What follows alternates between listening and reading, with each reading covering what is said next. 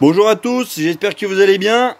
Alors aujourd'hui je fais une petite vidéo tout simplement pour vous montrer comment j'enlève l'eau de mes roues quand j'ai roulé dans une flaque d'eau ou sous la flotte, dans la flotte. Voilà, donc tout simplement je prends une tige filetée du diamètre intérieur du trou. Alors là c'est les roues du Mojave, donc ça serait une tige filetée de 12. Vous mettez une rondelle, un écrou, paille de l'autre côté. Vous serrez normalement, hein, pas casser la jante. Voilà.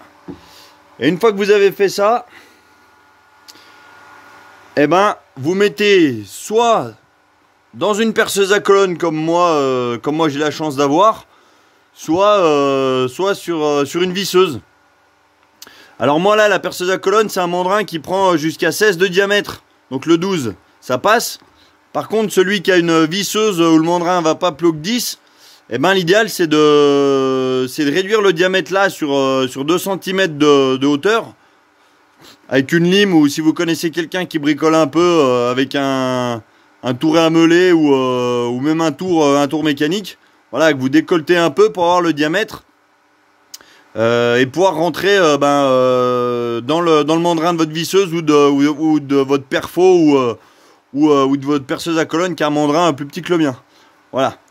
Donc là j'ai bien monté la tige filetée dans le mandrin, j'ai bien serré à fond. Et tout simplement, alors moi je me suis réglé sur la vitesse maximum, donc 2500 tours, 2510 tours minute.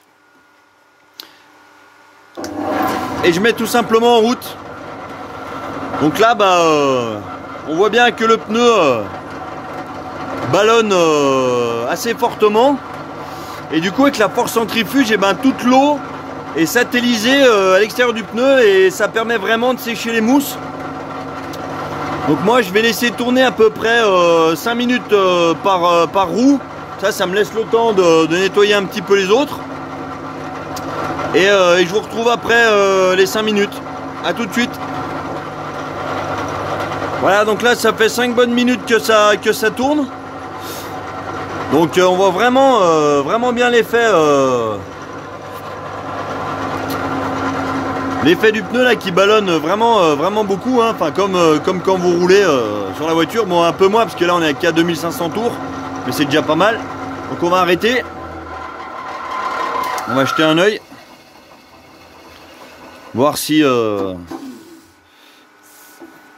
alors là, je sais pas si vous entendez, mais là il y a vraiment plus d'eau, ou alors très peu, ce qui va sécher assez rapidement. Donc ça marche vraiment bien. Et l'avantage c'est qu'on peut laisser tourner. Bon, alors faut avoir une perceuse à colonne qui permette de faire ça, mais bon, moi c'est comme ça que je fais. Donc si ça vous donne des idées, tant mieux. Et ça évite vraiment de bousiller ses pneus, hein. Quand vous roulez dans la flotte, de toute façon, si vous séchez pas les mousses, un jour ou l'autre vous allez avoir une surprise.